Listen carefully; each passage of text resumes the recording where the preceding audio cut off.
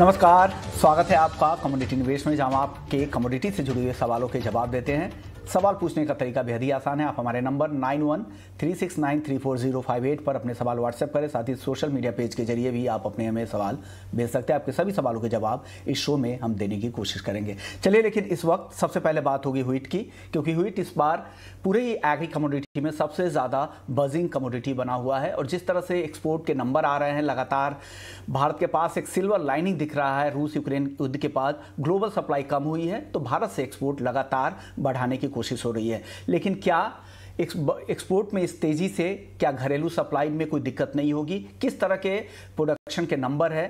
तमाम मुद्दों पर बात करने के लिए आज हमारे साथ एक खास मेहमान है। बिजराज सिंह हैं, सीईओ हैं ऑरिगो कमोडिटीज की। सबसे पहले सर, स्वागत है आपका ईटी नाउ स्वदेश पर। सर, आपकी एक रिपोर्ट, आपकी रिसर्च टीम की तरफ से वो रिपोर्ट है मेरे पास। उस रिपोर्ट में गेहूं के जो उत्पादन के नंबर्स आ रहे हैं, जो पुराने अनुमान है और सरकार का अनुमान है, उससे काफ़ी कम आ रहे हैं। और सरकार का अनुमान था कि इस साल रिकॉर्ड बम्पर पैदावार होगी गेहूं की, लेकिन पिछले साल से भी आपका अनुमान कह रहा है, आपने जो फील्ड पे, आपकी टीम ने जो सर्वे किया है, उसके मुताबिक इस बार उत्पादन काफ़ी कम रह सकता है। तो क्या इससे दिक्कत नहीं होगी? क्योंकि एक तरफ एक्सपोर्ट हम लगातार बढ़ा रहे हैं, बफर भी इस बार कम है, सरकारी खरीद भी कम हो रही है, तो क्या सीजन के आखिर आते आते चिंता वाली तो बात नहीं है? धन्यवाद बिस्मोहन जी। जो आपने बिल्कुल सही कहा कि जो हमारा रिसर्च टीम है और जो हमने अनुमान लगाया है, इनिशियल अनुमान सरकार का गेहूं उत्पादन का भारत में करीब 111 मिलियन टन के आसपास था, और बाद में उन्होंने रिवाइज किया इसको 108 मिलियन टन के आसपास। बट चूंकि फरवरी मार्च में गर्मी ज्यादा पड़ी है और इस बार रेंस नहीं हुई है, उस टेम्परेचर की वजह से फोर्स मैच्योरिटी हुई है। व्हीट का प्रोडक्शन कई जगह 15%, 20% और कई जगह 25% तक प्रोडक्शन कम होने की उम्मीद है। तो जो प्रोडक्शन हम 108 मिलियन टन की बात कर रहे हैं, कहीं ना कहीं वो 95 और 100 मिलियन टन के बीच में रहने की उम्मीद है। दूसरी बात रही स्टॉक पोजीशन की, जो कैरी ओवर स्टॉक भी है इंडिया में, वो भी जो लास्ट ईयर 27-28 मिलियन टन होता था, इस बार वो 18 मिलियन टन के आसपास है, वो भी काफी कम है। और तीसरी कंजम्पशन की तरफ अगर देखें तो हमारी जो प्रधानमंत्री गरीब कल्याण योजना में जो स्कीम में हम ये बांटते हैं गरीबों के लिए, वो भी उसकी लिमिट भी हमने 6 महीने के लिए बढ़ा दी है सरकार ने। तो कंजम्पशन बढ़ रहा है, प्रोडक्शन कम हो रहा है, और खरीदारी भी हम अगर मंडियों में देखें, जो एमएसपी पे खरीद सरकार करती थी, उसका टारगेट इस बार, लास्ट ईयर 43 मिलियन टन खरीदारी सरकार ने की, सरकारी खरीद हुई थी। इस बार अभी तक 11 मिलियन टन की हो पाई है, और उम्मीद ऐसी लग रही है कहीं ना कहीं वो इस बार टारगेट इस बार भी 44 मिलियन टन का है, बट वो कहीं ना कहीं 25 से 30 मिलियन टन के बीच ही रहने वाला है। तो अगर ओवरऑल सिनेरियो देखें कि सप्लाई कम क्या है, इससे सरकार का कैलकुलेशन तो नहीं बिगड़ जाएगा? क्या एंड आते आते, सीजन के आखिर आते आते दिक्कत तो नहीं हो जाएगी सप्लाई की, घरेलू सप्लाई की? डेफिनेटली होगी। सरकार को इमीडिएटली अगर इस जो एक्सपोर्ट इन्होंने अलाउ किया हुआ है, इस सिचुएशन को नहीं रिव्यू करेंगे, तो हो सकता है 4-5-6 महीने बाद में हम इससे ज्यादा रेट देके, कहीं ना कहीं 1.5 गुने 2 गुने रेट देके वापस इंपोर्ट कर रहे होंगे भी, क्योंकि व्हीट की सप्लाई जितनी हमको चाहिए उतना है नहीं मार्केट में। और हमने चूंकि अभी 200-300 रुपए क्विंटल का रेट अच्छा मिल रहा है, उसको देखते हुए एक्सपोर्ट अलाउ किया हुआ है। तो जो गंग हो हम हो रहे हैं कि कमोडिटी व्हीट हम एक्सपोर्ट कर रहे हैं, आपको 5-6 महीने बाद में लगेगा कि इससे डबल रेट देके हम इंपोर्ट कर रहे होंगे। तो इमीडिएटली सरकार को रिव्यू करने की जरूरत है सिचुएशन को, क्योंकि ये अगर इंफॉर्मेशन सरकार तक पहुंचने में 15 दिन 20 दिन और लग गए, तब तक तो प्रोक्योरमेंट सीजन खत्म ही हो जाएगा। तो एक्सपोर्ट को इमीडिएटली कहीं ना कहीं कंट्रोल करने की जरूरत है। सरकार को खरीदी भी बढ़ाने की जरूरत है। जो एमएसपी पे खरीद रहे हैं, जरूरत पड़ती है तो उनको एमएसपी के ऊपर भी, मार्केट रेट पे भी खरीद के इस वेलफेयर स्कीम्स के लिए रखना चाहिए। ज्यादा से ज्यादा व्हीट को प्रिजर्व करना चाहिए। जैसे ही बाहर निकलेगा, उसके बाद इंडिया का सेंटिमेंट जैसे ही इंपोर्ट वाला बना, रेट्स बहुत ज्यादा हो जाएंगे, कंज्यूमर प्राइसेस ऐसे सर्ज करेंगे कि महंगाई पहले से ही बढ़ी हुई है। और गेहूं की महंगाई आप जानते हो कि सभी लोग गेहूं खाते हैं लगभग, तो ये बहुत भारी पड़ने वाला है सरकार पे। इसको रिव्यू करने की जरूरत है। देश में इसका कंजम्पशन है, बिल्कुल सही बात है। तो क्या ओरिगो की तरफ से आप लोगों ने कोई रिपोर्ट सरकार को या कृषि मंत्रालय में या कंज्यूमर मिनिस्ट्री को कहीं पर आप लोगों ने सौंपी है या भेजने वाले हैं, ताकि सरकार को भी ये आंकड़े पता रहे, ग्राउंड की स्थिति क्या चल रही है, कितनी दिक्कतें हैं और इसके पीछे ठोस वजह भी क्या है? इसके साथ आपने पूरी रिपोर्ट भेजी है? नहीं, अभी हमने ऐसी कोई रिपोर्ट सरकार को नहीं भेजी है। ये हमारे इंटरनल कंजम्पशन के लिए है। हमारे डिस्कशंस होते रहते हैं। आपके चैनल के माध्यम से शायद ये सरकार तक पहुंचे, आगे तक पहुंचे ये सिचुएशन, लेकिन काफी अलार्मिंग है और इसमें सरकार को इंटरवीन करने की जरूरत है। अगर बाद में जैसे खाने के तेल में जिस तरह से दाम बहुत ज़्यादा बढ़ने के बाद इंटरवीन करने से अच्छा है कि सही समय पर ही आप कोशिश करें दाम को बेहतर कर ले, सप्लाई की स्थिति बेहतर कर ले। सर, लेकिन अगर इस रिपोर्ट के जरिए अगर बात की जाए तो घरेलू दाम अभी तक इंटरनेशनल मार्केट के मुकाबले बहुत ही कम बढ़े हैं। क्या अब तेजी से यहाँ भी दाम बढ़ने वाले आपको दिख रहे हैं क्या गेहूं के? जरूर, यहाँ से दाम आगे धीरे धीरे बढ़ते जाएंगे इसी तरह, क्योंकि अभी तक जैसे जैसे रियलाइज होगा मार्केट को कि जितनी सप्लाई हम एंटिसिपेट कर रहे थे वो सप्लाई है नहीं एक्चुअली, जैसे जैसे वो रियलाइज होगा दाम उसके आगे बढ़ते जाएंगे। और इंडिया में चूंकि बहुत कंज्यूमर बेस बहुत बड़ा है, इसलिए इनको जितना कम स्टॉक भी है उसको प्रिजर्व करने की जरूरत है। सरकार को अपने पास इसको रखने की जरूरत है। एटलीस्ट एक्सपोर्ट तो बंद ही करना चाहिए। अभी एक्सपोर्ट बंद करें और यहाँ डोमेस्टिक कंजम्पशन के लिए डोमेस्टिक में जो बेस्ट प्राइस दे सकते हैं वो किसानों को देना चाहिए। किसान का भी देखें लेकिन कंज्यूमर का भी देखें। ऐसा नहीं है किसान को तो 22 रुपए मिलेंगे, 20-22 रुपए अभी मिल रहे हैं, लेकिन कंज्यूमर कल को 40 रुपए में खरीद रहा होगा वही गेहूं। अब सिंह साहब, आपसे एक और सवाल होगा। कई राज्यों के डेटा है, अलग अलग राज्यों के हैं, हालांकि ज्यादातर राज्य यहाँ से 10 से 15% उनके उत्पादन के जो नए अनुमान है वो कम कि आप लोगों का अनुमान है। और लेकिन मध्य प्रदेश एक ऐसा राज्य है जहां पर 40% से ज्यादा उत्पादन बढ़ने की उम्मीद है। वहां पर ऐसा क्या हो रहा है? गेहूं का उत्पादन विश्वमोहन जी, आपको मैं बता रहा हूं, कहीं पे भी नहीं बढ़ा है। वो मध्य प्रदेश में भी नहीं बढ़ेगा। ये गेहूं मध्य प्रदेश में लास्ट ईयर 129 लाख टन गेहूं की खरीदी हुई थी और मेजर खरीदी अप्रैल में हो जाती है सरकार की तरफ से। आप वहां पता करें, अभी 13-14 शायद 16 या 17 लाख टन की खरीदी हुई है अभी तक। वहां खरीदी हो नहीं रही है, मंडियों में माल आ नहीं रहा है, उतना प्रोडक्शन वहां पे भी कम है। ये है कि जितना जल्दी हम इन चीजों को पता कर लेंगे, जितना जल्दी सरकार को और एजेंसीज को पता लगेगा उतना बेटर डिसीजन होगा। बिल्कुल, शुक्रिया सर, आप लोगों की पूरी टीम को शुक्रिया कि आप लोगों ने वक्त पे आगाह कर रहे हैं सरकार को कि स्थिति क्या है। ग्राउंड पर आप लोगों ने सर्वे करवाया है और जिस तरह से क्लाइमेटिक चेंजेज आ रहे हैं, कई राज्य जो बड़े उत्पादक राज्य है जिसमें पंजाब हरियाणा जैसे राज्य है जहां पर क्लाइमेटिक चेंजेस की वजह से वहां पर यील्ड भी कम रहने की संभावना, और ऐसी भी खबर है कि तापमान बहुत ज्यादा लंबे समय तक रहने की वजह से उत्पादन में कमी आ सकती है। जो पुराना अनुमान है वो बदलाव होगा, तो समय रहते अगर हम सप्लाई की स्थिति को संभाल रहे तो वो बेहतर होगा। शुक्रिया सिंह साहब एक बार आपका कि आप लोगों ने वक्त निकाला हमारे लिए 18 हाउस स्वदेश के लिए और पूरी गेहूं को लेकर मार्केट में क्या चल रहा है पूरे फंडामेंटल्स पर चर्चा की। चलिए आगे बढ़ते हैं। कई सारे दर्शकों के फोन भी आ रहे हैं, सवाल जवाब भी लेना जरूरी है। सबसे पहले बात हम कर लेते हैं आज गोल्ड और सिल्वर की, क्योंकि गोल्ड और सिल्वर में आज वापस से तेज गिरावट दिख रही है। 350 रुपए तक गोल्ड गिर गया है। चांदी की बात करें तो करीब करीब 1000 रुपए कमजोर हो चुकी है। रवि जी, क्या लग रहा है गोल्ड और सिल्वर की ये गिरावट क्या और बढ़ने वाली है यहाँ से?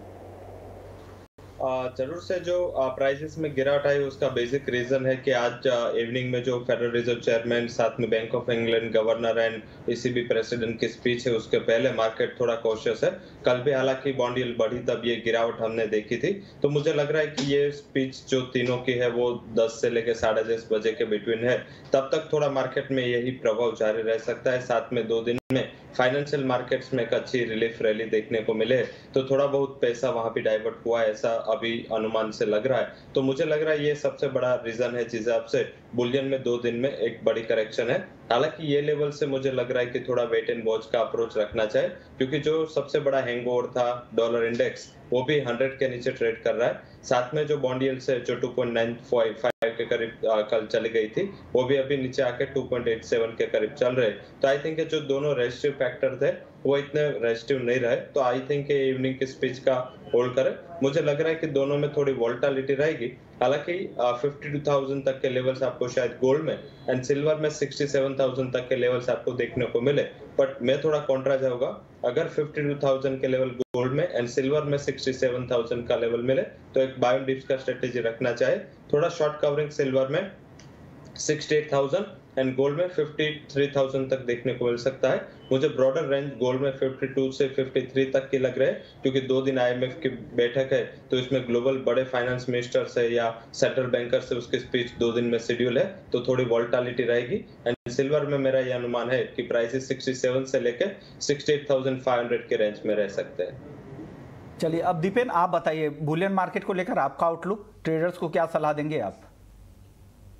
सबसे पहले शो पे बुलाने के लिए धन्यवाद। देखिए, गोल्ड और सिल्वर में थोड़ा मोमेंटम नेगेटिव की तरफ ही है, लेकिन समझना यह है कि टेक्निकली 4 ट्रेडिंग सेशन से गोल्ड में नेगेटिव क्लोजिंग देखने मिली है।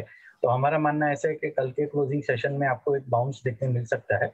तो अगर 52,000 से 51,800 के आसपास प्राइसेस मिलते हैं तो गोल्ड मिनी में आप बाइंग करके चल सकते हैं, एक्सपेक्टिंग के फ्राइडे के दिन आपको एक शॉर्ट कवरिंग रैली या बाउंस देखने मिले जहां पे आप प्रॉफिट बुक करके निकल सकते हैं। ओके, चलिए अब सवाल जवाब भी ले लेते हैं। रोशन कुमार है कानपुर से। गोल्ड इन्होंने 53,300 रुपए पर एक लॉट खरीद रखा है, क्या करें, नुकसान में है। रवि जी क्या सलाह देंगे इनको? मेरे हिसाब से थोड़ा स्टॉप लॉस दूर रहेगा, बट 51,800 के स्टॉप लॉस के साथ आप अपनी पोजीशन में होल्ड करें। आपका लेवल से 1,000 रुपीज अभी नीचे चल रहा है, तो कोई भी अगर शॉर्ट कवरिंग आए तो आपके लेवल का मींस के 53,300 का वेट ना करें। मेरे हिसाब से अगर 53,000 पे आए तो गोल्ड में एक बार आप 300 पॉइंट का लॉस बुक कर ले, ये एक अच्छी स्ट्रेटेजी हो सकती है। बट स्टॉप लॉस जरूर से 51,800 का लगा, और कोई भी शॉर्ट कवरिंग को एग्जिट का रूट के दौर पे देखना चाहिए। दीपेन आप क्या सलाह देंगे? इनके लॉन्ग पोजीशन है 53,300 की। जी, सलाह यही होगी कि अभी क्योंकि 4 दिन की सेशन नेगेटिव क्लोजिंग इन्होंने देख ली है, तो आज के सेशन को वेट कर ले, और कल जब भी पुल बैक एक्सपेक्टेड है सेकंड हाफ में तो वहां पे अपनी पोजीशंस को एग्जिट कर ले, और 51,800 700 के आसपास का स्टॉप लॉस कल के दिन के लिए जरूर रखे। आज थोड़ी वोलेटिलिटी हो सकती है, तो आज का दिन वेट आउट कर ले, और कल स्ट्रिक्ट स्टॉप लॉस के साथ या कल के लो के आसपास 1 घंटे के बाद लो को स्टॉप लॉस रख के अपनी पोजीशन को शाम को एग्जिट कर। ओके, चलिए पवन है हिसार से अगले कॉलर। कॉटन केक में ये जानना चाह रहे हैं कि हाजिर में इसे खरीद कर रखने का सही समय है, मौजूदा स्तरों पर खरीद ले, जो ये गिरावट आई है कॉटन केक में, क्या रवि जी क्या सलाह देंगे, इन स्तरों पर खरीद ले? मेरे हिसाब से वहाँ एंड ऑफ सीजनलिटी है, एंड ये कॉटन कॉम्प्लेक्स का सबसे वीक कैंडिडेट है, तो मुझे नहीं लग रहा है कि कोई बड़ा आपको यहाँ से खरीद के मुनाफा हो सकता है। आज उन्होंने दिसंबर जो 20 दिसंबर के बाद जो सबसे बड़ा सपोर्ट था जो नियर कॉन्ट्रैक्ट को, वो था 3,013। वो लेवल ब्रेक करके आज क्लोज भी हुआ, तो मुझे लग रहा है कि ये थोड़ी वीकनेस यहाँ से एक्शन हो सकती है। मेरा यह एक्सपेक्टेशन है कि कोकुट कपास कली में डाउन साइड 2850 तक के लेवल्स आपको 1 से 2 ट्रेडिंग सेशन में देखने को मिल सकते हैं। अगर आपका थोड़ा शॉर्ट कवरिंग के लिए या थोड़ा शॉर्ट टर्म होराइजन के लिए आपका आउटलुक हो, तो अगर 2800 के करीब प्राइस मिले तो ही आप खरीद करें। अदरवाइज मेरा ये मानना है कि यहाँ से भी अभी 100 पॉइंट तक की गिरावट एक्सपेक्टेड है, एंड ये 1 से 2 ट्रेडिंग सेशन में आनी चाहिए। ओके, चलिए अब प्रहलाद हैं चुरू राजस्थान से। इनका सवाल है कि क्या ग्वार सीड 10,000 तक कब तक हो जाएगा? दीपेन, ग्वार सीड क्या आप लोगों को लग रहा है कि 10,000 तक होने वाला है? जी देखिए, बहुत ही डिफिकल्ट है ये कहना, बिकॉज अभी 6,000 के प्राइसेस चल रहे हैं, तो आप लगभग डबल एक्सपेक्ट कर रहे हैं। तो हमारा मानना ऐसा है कि जब तक कोई बहुत ही उभर के डिमांड इमर्ज होकर नहीं आती तब तक ये प्राइसेस काफी डिफिकल्ट है। लेकिन एक स्टेप बाय स्टेप चलना चाहिए। अगर आपको हिमालय चढ़ना है तो आपको स्टेप बाय स्टेप जाना पड़ता है, एक ही समय में आप हेलीकॉप्टर लेके नहीं जा सकते। तो हमारा मानना ऐसा है कि 10,000, 6,500, 7,000, 8,000 के पहले नहीं आएगा। तो वो हिसाब से जैसे जैसे स्टेप बाय स्टेप तेजी बढ़ती जाएगी हम गाइड करते रहेंगे, इनको शो देखते रहना। चलिए अब अगले दर्शक का सवाल ले लेते हैं। अगले दर्शक है संजय हैं गुजरात से, किसान हैं। धनिया इन्होंने हाजिर में 50 क्विंटल खरीद रखा है, जानना चाह रहे हैं क्या करें, होल्ड करें इसको? रवि जी क्या करें? हाँ, जरूर से होल्ड करना चाहिए। मुझे लगता है लेवल देके वो कंटिन्यूअसली सपोर्ट के दौर पे एक्ट कर रहा है और सप्लाई भी थोड़ी कम है। हालांकि डिमांड को लेके काफी कंसर्न्स है, क्योंकि अभी जो स्टॉकिस्ट की डिमांड आनी चाहिए वो डिमांड नहीं है। अभी जितनी हाजिर में मांग है उतना ही डिमांड आ रही है, ज्यादा डिमांड अभी हाजिर में नहीं है, क्योंकि इतना बड़ा सप्लाई पे अवेलेबल नहीं है। तो मेरे हिसाब से आप 12,000 का लेवल जब तक ब्रेक ना हो आप अपने पोजीशन पे रुक सकते हैं। हालांकि जो बड़े टारगेट्स है इसके लिए नहीं रुकना है आपको। अगर 13,200 के करीब लेवल्स मिल जाते हैं तो एक बार आप अपना स्टॉक है वो रिलीज कर सकते हैं, क्योंकि आपके पास हाजिर में है तो शायद थोड़ा बहुत फ्यूचर से लेवल है वो डेविएट होगा। बट 13,000 के ऊपर कोई भी लेवल मिले तो आप एटलीस्ट 50% 25 बोरी जो आपका धनिया है वो एक बार सेल आउट कर दे। मुझे लग रहा है कि थोड़ा एक रेंज बाउंड ट्रेंड रह सकता है, तो हायर लेवल पे बिग वाली करना एक एडवाइस हो सकता है। इंडिया इकोनॉमिक कॉन्क्लेव का रुख कर लेते हैं, जहां पर बलवीर सिंह ढिल्लन, शशांक श्रीवास्तव जो मारुति के सीनियर एग्जीक्यूटिव डायरेक्टर और साथ ही वेंकटेश्वर प्रदीप जी हैं, ओलेक्ट्रा ग्रीन टेक के CMD है। क्या बात चल रही है उस पैनल में, चलिए सीधे वहीं चलते हैं। To convert all this fossil fuel buses by to convert into electric by 2030. Though it is a very hard task, Government of India is promoting this with various programs like FAME 1, FAME 2, and has allocated huge amount of support to promote this electric mobility, especially for the public transport, especially for buses. Government of India has given tremendous amount of attention, and now almost 10,000 buses are being replaced in coming 1.5 years to 2 years. Already we are operating, Olectra Green Tech is operating about 600 buses all across the country. About 12 states we are operating, and in the recent past Government of India has floated a tender for about 5,450 buses with a name Grand Challenge under the FAME program. Likewise, Government of India is giving tremendous amount of attention towards it, and equally the state governments are also encouraging these electric buses to get deployed in the STUs. Having the fossil fuels creeping up 100 plus per liter, which runs for about 3 kilometers, that is 100 rupees diesel runs for 3 kilometers, which costs about 35 rupees a kilometer, whereas our electric bus runs with 1 unit of power, which is 5 rupees 75 paise. It runs per kilometer. So that much variation between the fossil fuel as well as electric. Also, it is today's necessity to encourage the electric mobility, especially in the public transport, being all the new electric buses which are coming up are completely air conditioned, no sound pollution, highly comfortable to the people who are traveling in the bus, with which the people who are using the bikes and four-wheelers are getting converted to travel through this public transports. That's the major expectation from the Government of India, which is being fulfilled by this electric mobility. You know, we haven't seen too many electric vehicles in India, but of course that's changing with that green number plate that we'll start spotting a lot more.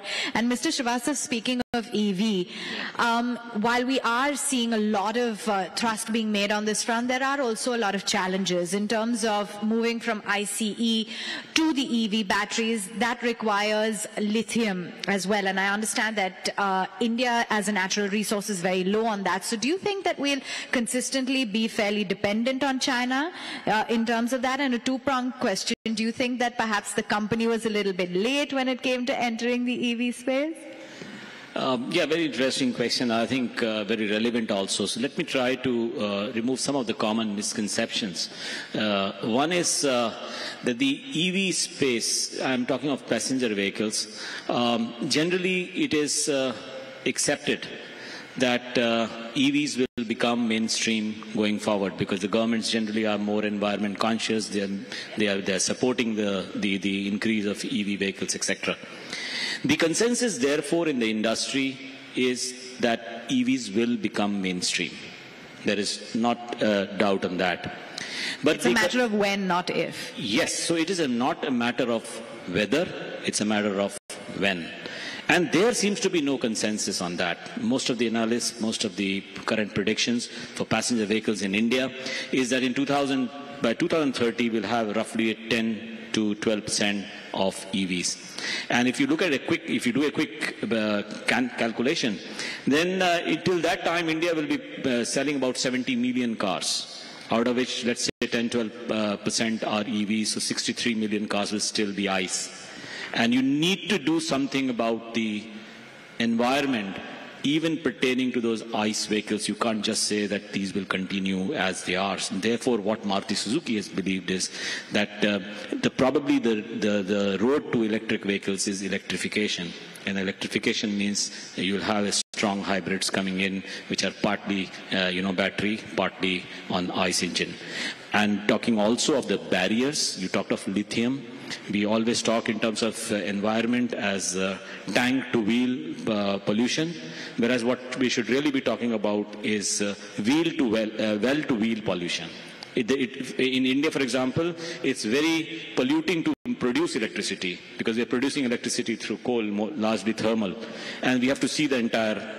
And there are two constraints for EVs currently. One is the high cost of acquisition because of the battery cost, and second is the charging infrastructure. And I wouldn't say for specific question on Maruti Suzuki whether we are late, because we need to take care of these customer convenience. It's not about bringing the technology or showcasing vehicles, but it's also about offering consumers a practical solution. That's what we are trying to do. Finally, on the lithium question, yes, that material is available in very few countries.